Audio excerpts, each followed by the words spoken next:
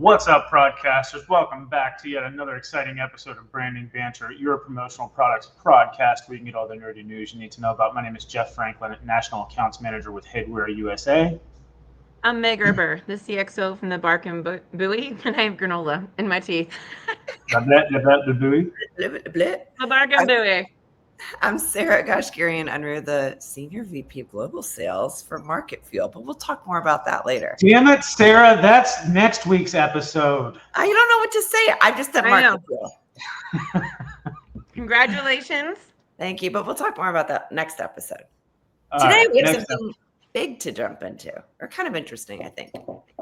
We do. Well, I mean, you're just going to jump straight into it? We're not going to banter at all. I know. You like to ask all business with you lately. You know.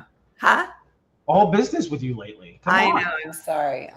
Have a little fun. I'm so nervous for Meg because she's got like time crunch, right? And so I'm like, okay, here we go. I won't. No fluff. Meg's on our clock. Okay. Yes. She does what we tell her. You sound like the fence guy. Not in promo. What's that? You sound like the fence guy when I told him it had to be 6 feet from the road, and he said, "I'll put the fence wherever I want." And I was like, "Okay, as long as it's 6 feet from the road." The fence guy said that to you? Yes, and then he still put it where he wanted to. And so the next morning, sorry, I know we got off on this topic, the township called me. We're like, "We told you," and I started crying. I was like, "Oh my God." Did you so I called the fence people. My fence guy, and Yeah, but they came back and fixed it. But yeah, I was like, "Listen, I told you." Wow. Anyway, I digress. Those fence guys up in Moosehead Lake sound really friendly. Yeah. They weren't at Moosehead. They're actually Sebec, but it's fine. I digress. The kids actually were great. They came and did it. So anyway. All right. So Sarah, since you alluded to this amazing topic that we're going to talk about today, why don't you get us kickstarted? Uh-oh. So Josh is calling me. Oh. Should we have him jump on? Maybe we can have a pause moment and we ask. Hey. Do we pause? Or is this just pause? We're just going live? Let's do it. It's raw. Let's roll. All right. I love it. Now it's muted though. So as she's explaining what we're doing. And she's muted herself, but she still hears us, which is hilarious. Yes. All right. So Sarah, we are here today to talk about PPAI's consumer survey that they just put out in 2025. And so basically they sent out a survey to over 1,000 end users and consumers, and basically trying to find out what the promo preferences are for this year. I don't know if we have any metrics from previous years to sort of align this to, but I think it's interesting nonetheless, even if you take it as just a snapshot of this year and sort of where end user and consumers sort of align themselves with the different categories in our industry. Yeah. Did anything stand out to you directly, like right away, that was a shock, or what do you think? Well, okay, so I think we need to level set because it kind of confused me a little bit at the beginning as to like what the buyers chose versus what the consumers craved. And so like, let's define like who the buyer was and then who the consumer is. So buyer is let's break right there. What did Josh say? Okay, because we were talking about how he got the results, right? So they were individual, like every question had individual like responses. So some of them were drop down, some of them were write in. He said he didn't have it up in front of him, but that's how like when they were asking people, it was just for each category from what I. It's 6 a.m. in Cabo. Why? I know, and I was panicking. What's that? It's 6 a.m. in Cabo. Why doesn't he have it in front of him? I know, right? Like, how dare him? The audacity. I know. Is he a service provider? Having a little too much fun. All right, sorry. So where were we? So we were defining what the buyer chose versus the consumer, and just level setting so people understood like who the buyer was and who the consumer was. Okay, fantastic. So the buyer is, if you think about like a company that is going to host an event or be purchasing the items from a distributor, that's the buyer. Okay. And then the consumer, so that'd be the companies that most of our distributors sell to. So Amazon, Dell, the Bark and Buoy. It could be anybody, right? And so then the consumers in this case are the ones who then are the recipients of those items that the companies chose.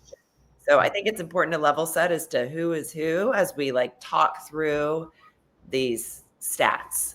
So I'm go ahead. I'm also interested to see where they survey these people from. Like, with them being with PPI being in Texas, like, are they reaching out to most of the people in Texas? Do you think they go No. other states? So you got this info. They actually they gathered responses from over 1,000 end buyers and consumers across urban, suburban, and rural areas nationwide.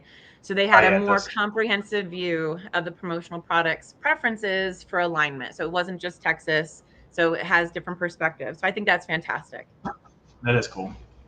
Yeah, very cool. Say, so you asked me what surprised me, right? So I think the tech piece actually surprised me. And I guess somewhat so, because it's 37% of consumers favor them, but only 25% of buyers select them. And I find that a little bit interesting, but I feel like in some cases it's true, because I feel like sometimes the buyers aren't 100% sure, or they don't want something to go wrong with that tech item that they purchase. But the consumers, right, when they're out there and they need a charger, for example, like their phone's about to die, and so they're looking for like, where's a great charger for me to grab? Yep.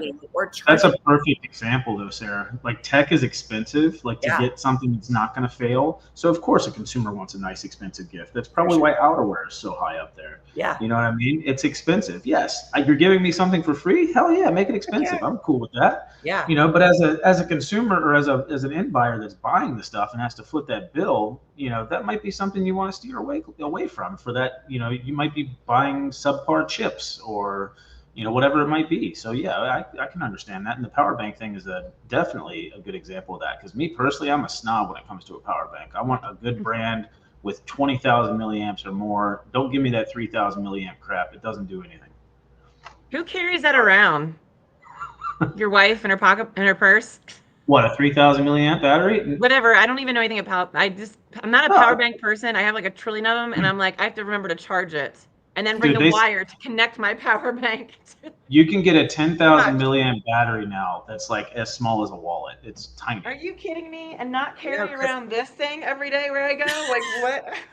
I mean, you still need a cord, obviously. It's got to plug into the phone somehow. Well, I like the ones that have the cords that are attached to them, but I will have to say, like, I feel like every time I get one, like my children somehow like learn of where it's at and it walks away. So it grows legs. And so like, then I don't have any. So then I'm traveling and I'm like on the airplane where the plugs aren't working and my phone's at like 20% to go charge. And I'm like, oh my God, where is my battery? And I don't have a battery. So yeah, I will say that is interesting. Probably the most interesting thing to see the differences between where the end buyer and the consumer lay. So like you had mentioned, tech was one of those things where there's a disparaging difference.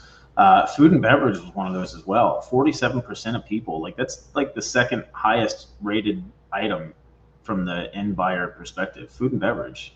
Yeah. You go Maple Ridge. Oh yeah, exactly, like think about it. Like, remember we did that chocolate tasting, Jeff? Remember how amazing that was? Like, that was one of my favorite podcasts ever, because we had them all come on, and then they sent us like a whole kit of chocolate, and then we did like a tasting, and they walked us through it. And being able to be on that side of it, I was like, this is cool. I like receiving food items. The one thing that I thought was interesting, and I definitely agree with it. I definitely agree with it, even from all sides of it, was the awards. We talk about awards and incentives a lot, but at the end of the day, it's just another trophy sitting on your desk, and it doesn't really provide value. Like, there's different really cool items that I think we're starting to see as awards that aren't trophies, right? Like big giant coolers, or I don't know, just other things that we've seen as gifts that are given away instead of like just a plaque. Yeah, it's nice, and I think we like to collect them, but there's not a lot of value in them, and they're kind of just collect dust, and not a fan.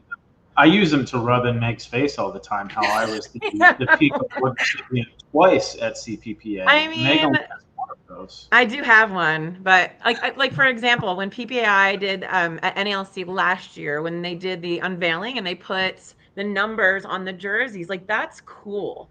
Like, putting that in a frame and like having that, like, that's a cool award. Like, that's something that I would love to get. So I don't know. I thought that was really cool.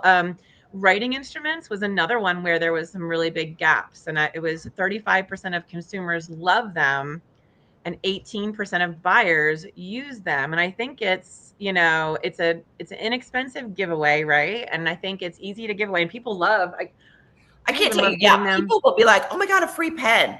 And like I just recently did. So promo misfit. So the other side for those people who don't know that I have that. So I was doing an activation for a distributor in our industry, and Amazon was giving out a bunch of different swag, right? And one of the items was a pen. It was interesting of like standing in line of how many people were like, "Oh my god, where is that pen at?" And it's so funny because I think, a lot of times, and so that's your misalignment, the buyers are like, "I'm not going to give out a pen. Nobody wants a pen."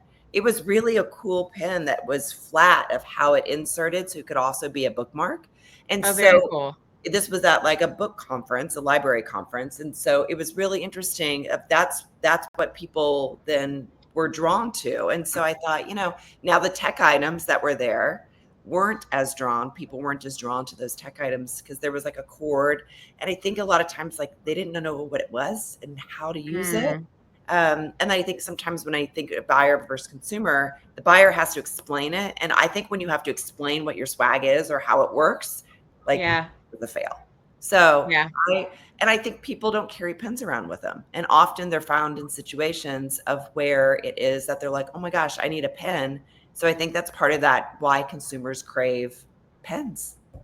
So, a very quick funny story. Last year at Promotions East, Liquid Mark left me an entire kit of pens, and I saved them. I took them out of the box and I put them in my drawer. So now I actually have pens thanks to Liquid Mark from the Promotions East trade show last year. You like that drop? Are you throwing Rupt under the bus since they have to explain how their packaging is like biodegradable and all that good stuff?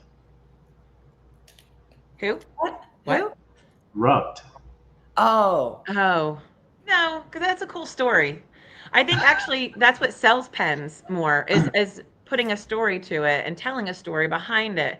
And I think that's how distributors, that's cool. But I think that's how you can upsell a product. Something like a pen is, put a story behind it. And I think Rupt has a story.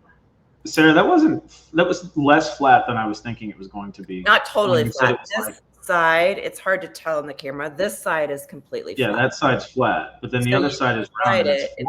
The other side does have like a rounded. I don't know who the pens came from. I was a third party hire from a That's cool, so I don't know who that they ordered their pens from. Sorry, but so Meg, I've got some bad news for the Bark and Boomby. Oh, you want your pens back? On the pet products was at the bottom of this list. And that's funny because I think on other surveys we heard that they were trending, which was very interesting. So, and it's okay because it doesn't mean that you have to give away pet products necessarily, right? So, in here at the Bark and Bowie, every time someone comes and makes an order, or not makes an order, makes a purchase, because you can't get bags anywhere. You can't, plastic bags are banned pretty much everywhere. I ordered these really cute totes from Bell Promo, and they're recycled cotton. And you guys know I'm really big into sustainability. So I put this, it says, "Thank you for choosing sustainability. This tote is your eco-friendly companion for every adventure. Bring it back when you shop at the Bark and Bowie, and we will treat your pup to a fresh baked rough pine dog biscuit with every reuse." And I wrote, "Keep Maine beautiful, the Bark team." And people love these. At first they're like, "Oh no, I don't need a bag." And I'm like, "Are you sure?" And everybody wants one. They reuse them. They take them grocery shopping. It's a nice piece. And I tell them all the time, I'm like, "I'll probably give your dog a dog treat anyway, but I really just want you to reuse the bag. I want to keep them out of the landfill and the ocean and the lake." And people love it. So I think when you give away a good bag, it will be reused. And that's what some of the key data points we're even talking about in this survey is where buyers and consumers online, one of the products were bags and drinkware and apparel. People told me I should sell this t-shirt. It's a Comfort Colors t-shirt with my logo on it, and it says the Bark Team. Like, I've only been wearing it for like 3 days, and I've had so many people tell me I should sell this t-shirt. I'm like, I'm not. It has my logo on it, but it's fine. I digress. So yes, so I think when you give away a very good quality product, I think that's been the stigma of our industry, is that it has been more trinkets and trash. So that's something I would like to know in this survey is what actually have you been given to give you this perception that gives us these rankings, right? Like, did you get like a 99-cent non-woven cheap, tote bag that's you're never going to use? Because I have a ton of them and I just get more at the grocery store. So I'm definitely defeating the purpose. Or something that's like really good quality, cute. And this didn't cost me much more than that tote, to be honest with you. So I think what you're doing though is so important. And I think that's a piece of sustainability that people often forget about, is that it should be full circle to tell the story. So a lot of times, like, the buyers, right, are the ones who go to the distributors who say, we're looking for something recyclable or that's sustainable, who fits our things. But I think it's so important then for those buyers to then make sure that that story is told to the consumers. So I know one of the totes that I was pressing at this event, they were made in the USA. And so as I was pressing the totes, like, I was telling people that it was also a tote that was made in the USA. And they're like, oh, this is great then. But helping to tell that story is so important between the buyers and the consumers, because I think it creates, like, it's a full circle, so that you have your story on there. I think that's amazing. So people then realize, like, this isn't just another bag, and it's great advertising for you, as in they're using it as their grocery bag, or they're going to go to the library or to wherever and carry their totes. So good job. So really quick, I'm going to show you some of the other things that I've been giving away and selling, So when it's busy, we had a big event over there. I sent Addie, and she went and gave these away to everyone that has a dog. Again, I didn't put my logo on it because people don't want my logo, but I did put our muddy paw print and Moosehead Lake. And so I did yellow and blue and the blue and the white. People have been loving these because these are from Tech World, and they're not actual real tennis balls. They're designed specifically for dogs chewing, and it has non-toxic ink on it. So people love giving their dogs this. It's fun. And then when I was in Vegas at PPAI, Jenna Quaranta, when I was visiting her, she gave me one of those like Serenity scalp massagers. I give everyone, when they book in our shampoo station for the wash, I give them one to take home and to use. And the people absolutely freaking love it. And I'm looking for it. I thought I had one here, but I did. See, it has the same logo on it with the muddy pool print, and then the little Serenity. Love it. Love it. So I think it comes down to like really giving something a little bit unique, really good branding on it, and quality, and it's useful. And I think that really will, if you look at the products, I mean, drinkware and bags, useful. Apparel, useful. Automotive, though. Did you guys see that one? I did. I saw that. I thought that was interesting. And, I don't know if the misalignment, I think about of like products that fall into automotive. I think it's kind of that of like, people are picky. Yeah. It's also not like the most attractive thing. If I think about me as a buyer, that I'm going to go buy a booth and like pick up, like, I don't like a tire gauge, like, or that's what I was thinking, like a tire gauge. And jumper cables. Like, I'm trying to think of like other products that would fall. See, that would be housewares to me. I've used this so much. I got this at the Proforma event like last year, and I use this all the time. Yeah. See my shiplap? I will say the thing with the automotive is that it's not something sexy that you necessarily enjoy receiving, but it is one of those practical things that you will end up using at some point. It is. I feel like it's one of those things that gets taken and maybe put in the glove box if it's put in the right place. I think that's kind of where that misalignment is.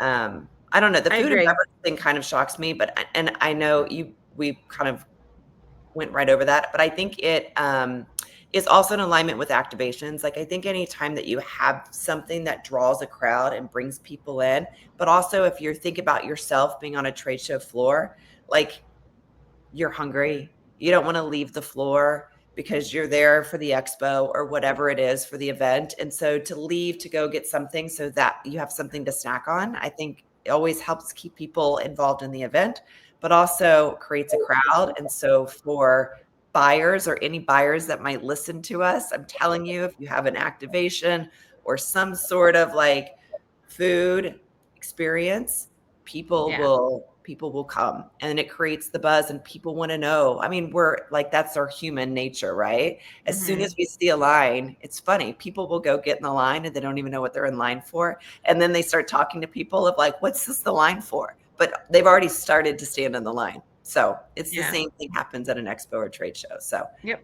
So I will say that one of the unique ways to use this information, obviously, whether you're a distributor or, well, I guess mainly if you're a distributor, is, when you're going to be proactive with your clients, if somebody just sends you a request for something that's maybe rated really low for the actual consumers, maybe that's a situation where you want to pull them aside, if you will, and have further discussions as far as, hey, why do you really want to, like I said, are you sure that's what you want to do? Like, what are you trying to achieve?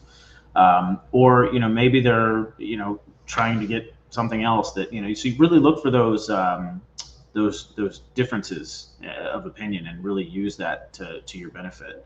I think there's definitely some use that people can get out of this, definitely some mileage. Any other closing thoughts from either of you?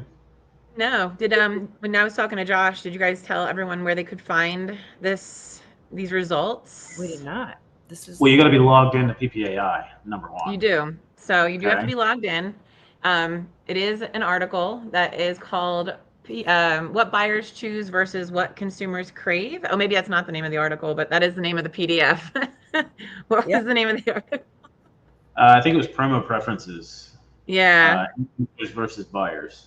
Yeah. Bridging the gap between end buyer strategy and consumer impact. I think it's I definitely, recommend checking it out. I thought that I thought the data was interesting. And Jeff, I agree with you. I 1,000% would use this as a distributor and say, hey, like, I know that you're really wanting to do, I don't know, I'm trying to pick an item off of the top of my head. Yeah, that you're not leaning towards like a writing instrument, but I'm telling you, people when they come to events are looking for pens and writing instruments. And so I highly recommend having some sort of pen as part of your trade show swag. I mean, I think we can just. I'd buy it from you, Sarah. There you go. Hey, thanks. All right. Well, I personally just get my Shampoodle station. Goodbye. See you next time.